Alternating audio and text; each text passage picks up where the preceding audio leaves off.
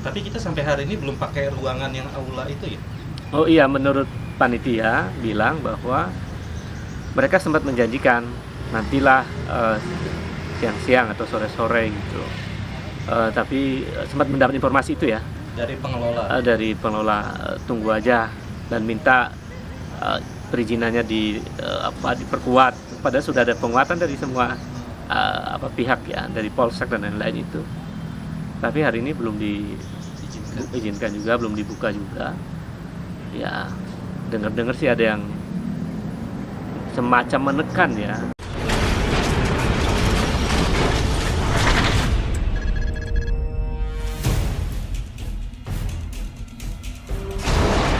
Mau nanya apa ya?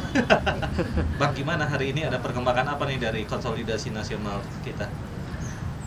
Pertama hari ini sidang komisi ya. Saya lihat tadi saya berada di komisi 1 tentang substansi aspirasi dari banyak daerah yang hadir, dari petani, dari buruh, dari para honorer, dari nelayan, pedagang kaki lima dan lain-lain.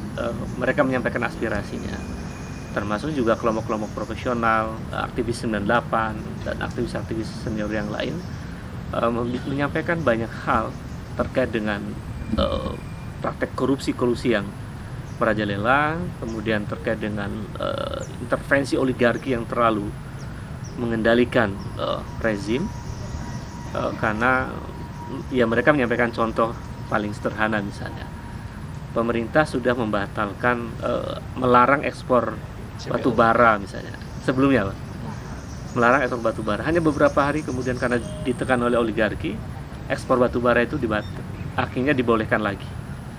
Itu contoh bagaimana satu rezim yang mudah dikendalikan oleh oligarki, oleh kepentingan oligarki, termasuk yang CPO itu dan lain-lain. Nah, tidak hanya isu soal korupsi, nepotisme dan oligarki, tapi juga soal kebutuhan pokok masyarakat yang naik, yang kasus minyak goreng dan lain-lain juga kita dengarkan dari masyarakat, termasuk soal penggusuran tanah petani karena ulah oligarki, karena membuat tambang dan lain-lain. Jadi tadi itu terungkap semua itu dari masing-masing elemen yang hadir dalam sidang komisi. Dan ini menarik karena mahasiswa juga menyampaikan pandangannya, karena mereka berpikir tentang masa depan republik ini, masa depan negeri ini, bahwa mereka mengapa misalnya mengadakan konsolidasi itu karena mereka akan merasakan masa depan republik ini, dan mereka gelisah dan karena sekarang, apalagi mereka mendengarkan aspirasi dari banyak yang hadir, dari banyak elemen bangsa yang hadir. Jadi itu sidang komisi yang tadi perdebatannya sangat panjang dan menarik. Dan komisi 2 itu soal langkah gerak. Nanti langkah gerak ya mereka mendiskusikan apa yang harus dilakukan setelah ini. Nah, saya nggak tahu juga apa yang didiskusikan secara intensif di komisi 2. Yang jelas nanti akan difinalisasi, kemudian besok akan ada konferensi pers jam 10 untuk menyampaikan hasil dari konsolidasi ini. Tapi kita sampai hari ini belum pakai ruangan yang aula itu ya? Oh iya, menurut panitia bilang bahwa mereka sempat menjanjikan nantilah siang-siang atau sore-sore gitu.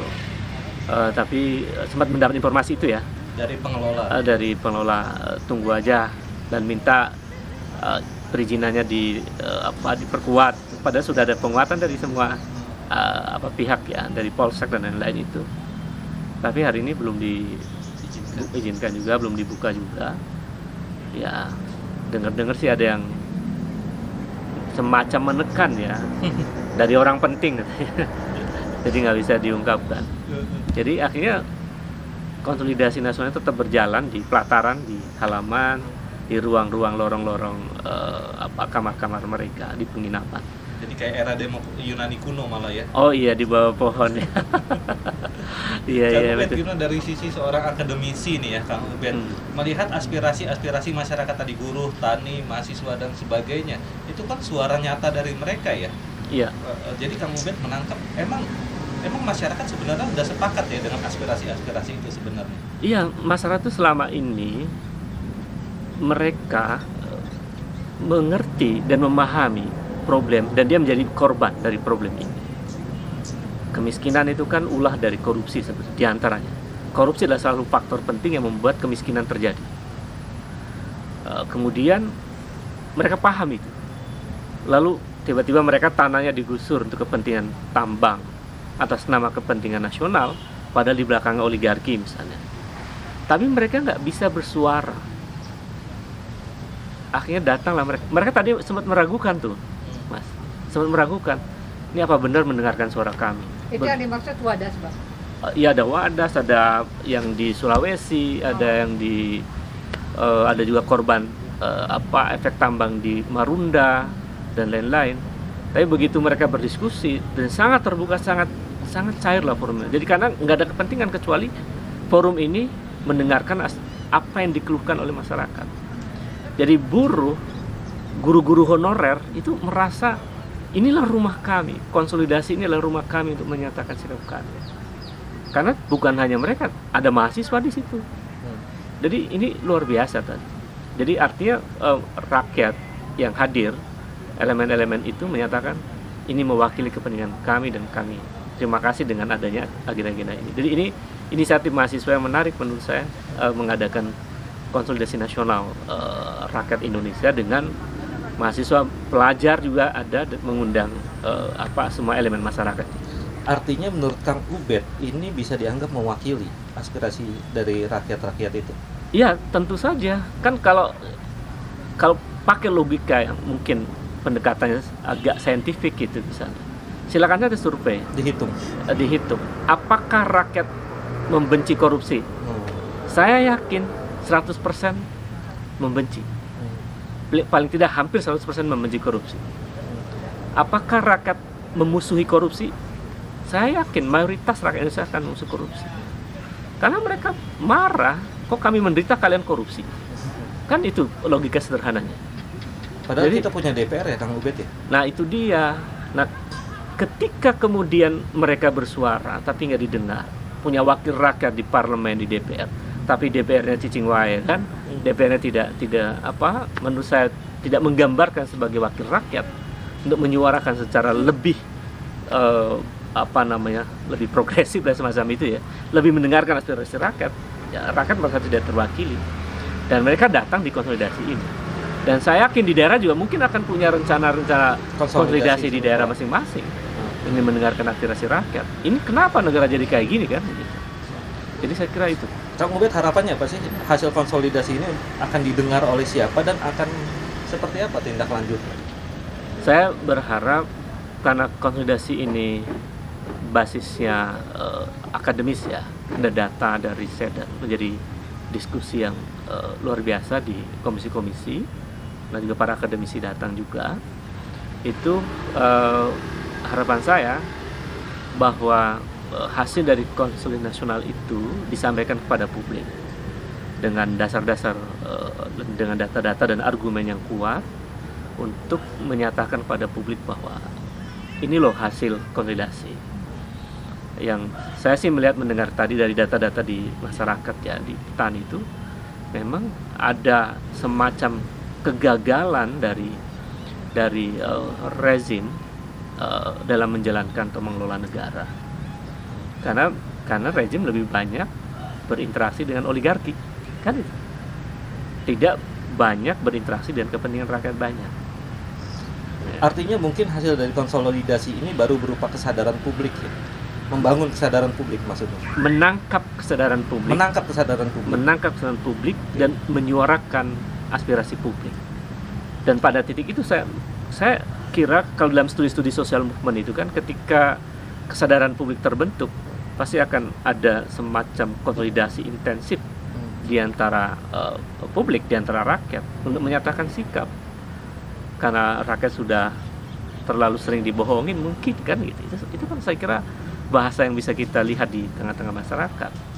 Misalnya banyak janji-janji politik, kita akan menjadi negara yang ekonominya meroket misalnya, tapi ternyata kan akhirnya justru nyungsep, stagnan dan lain-lain. Berteriak akan menguatkan KPK dan berteriak anti korupsi, tapi wajah atau performa pemerintahnya justru menggambarkan praktek korupsi misalnya. Jadi saya kira itu kesadaran publik akan makin muncul, dan saya yakin ini akan membuka ruang bagaimana semua rakyat akan bersuara untuk menyatakan sikap ya, dari keadaan sekarang. Setelah ini. Oke. Jadi yang menjadi wakil-wakil di sini yang datang menghadiri acara konsolidasi ini, dari Bang Ubed sendiri harapannya mereka akan melakukan apa setelah mereka kembali? Ya, tentu saja kan ini pertemuan ini karena ada banyak dari berbagai daerah. Ya saya sih berharap ada keputusan bijak ya untuk memberi ruang bagi rakyat juga untuk mensuarakan di daerah-daerah. Karena problem bangsa ini kan bukan hanya problem di pusat, tapi juga ada problem daerah. Ada problem di daerah-daerah yang ternyata problemnya juga sistemik di situ. Ya contoh paling yang sangat populer kasus Wadas misalnya. Itu kan menyentuh rakyat jelata, rakyat di pedesaan yang kemudian ada intervensi oligarki yang luar biasa di situ. Itu kan contoh paling mudah kita lihat ya. Dan saya kira masyarakat akhirnya menjadi paham bahwa memang harus bersuara, harus menyampaikan itu. Dan teman-teman yang sekarang hadir, saya meyakini mereka punya semangat luar biasa untuk menyuarakan di daerah masing-masing. Nah, Kang Ubed, ini terakhir nih mungkin ya. Apakah cukup dengan bersuara itu bisa mengubah negeri ini menjadi lebih baik? Tentu saja saya ada optimisme karena mereka ini berkumpul dengan membangun gagasan besar untuk menjawab pertanyaan apa yang harus dilakukan dalam masa-masa berikutnya. Jadi artinya tidak cukup hanya bersuara, tidak cukup hanya mungkin demonstrasi misalnya, tapi harus punya konsep menata ulang republik ini dari keterpurukan. Dari keterpurukan apa ya? Ya korupsi yang merajalela. Datanya apa ya? Indeks persepsi korupsi kita aja di bawah 50 gitu. Kemudian ada ratusan triliun di korupsi misalnya. Kemudian demokrasi kita juga memburuk dengan indeks demokrasi 6,30. Itu kan indeks demokrasi terendah sepanjang 14 tahun terakhir. Ini dari sisi itu saja, belum dari sisi ekonomi ya, belum dari sisi utang negara yang mewarisi 7.000 triliun lebih. Itu kan luar biasa. Jadi beban warisan dari problem rezim ini luar biasa untuk bangsa ini. Dan itu yang membuat generasi Z sekarang mahasiswa itu juga gelisah. Kami ini kok diwarisi masalah yang begitu banyak. Diwarisi hutang 23 juta per orang. Itu dia.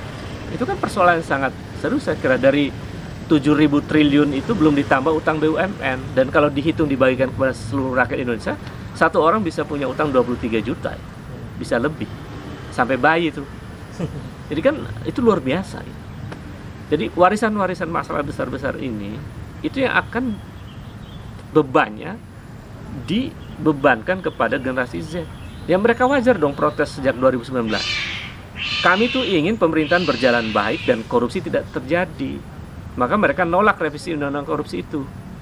Lalu Omnibus Law, mereka ingin menjadi generasi yang punya hak-hak ekonomi yang lebih punya sebagai subjek ya dalam dinamika ekonomi. Tapi kan undang-undang Omnibus Law itu menempatkan generasi Z sebagai objek. Nah, mereka tidak punya hak untuk menentukan penghasilan buruh misalnya, pendapatan buruh dan lain-lain. Jadi posisi kadar undang-undang Omnibus Law itu bagi mereka juga merugikan generasi Z. Belum yang lain, minerba yang dieksploitasi, yang bertentangan dengan Undang-Undang 45 misalnya pasal 33. Ada bumi, air dan kekayaan alam terkandung dalamnya dikuasai negara dan sebesar-besar dipergunakan untuk kemakmuran rakyat. Pertanyaannya, bumi kita dikeruk nih, ya, mineral kita dan semuanya batu bara. Siapa yang paling mendapat keuntungan dari kekayaan bumi kita ini? Rakyat? Enggak. Oligarki yang dapat keuntungan. Jadi itu generasi Z juga mempertanyakan, kami akan diwarisi apa? Kekayaan alam kita dikeruk dan yang untung bukan rakyat. Coba cek, dari mungkin sudah hampir 1.000 triliun pengerukan batu bara itu, yang keuntungannya itu diambil oleh oligarki. Pertanyaannya, mana untuk rakyat? Kemana itu? Itu kan pertanyaan sederhana ya. Saya kira wajar kalau generasi Z kemudian mempertanyakan bahwa ini rezim mewarisi masalah dan mereka bersuara misalnya ditekan gitu kan. Orang masuk konsolidasi aja tidak boleh gedungnya dipakai kan, padahal sudah bayar misalnya. Jadi ini apa? Apa sih yang ditakuti oleh generasi Z? Yang ditakuti dari generasi Z?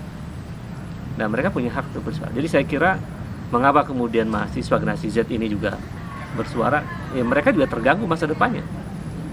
Nah, kira-kira itu. Ya, terima kasih Kang Ubed, semoga sukses ya. Ya, sama-sama Mas. Assalamualaikum. Salam.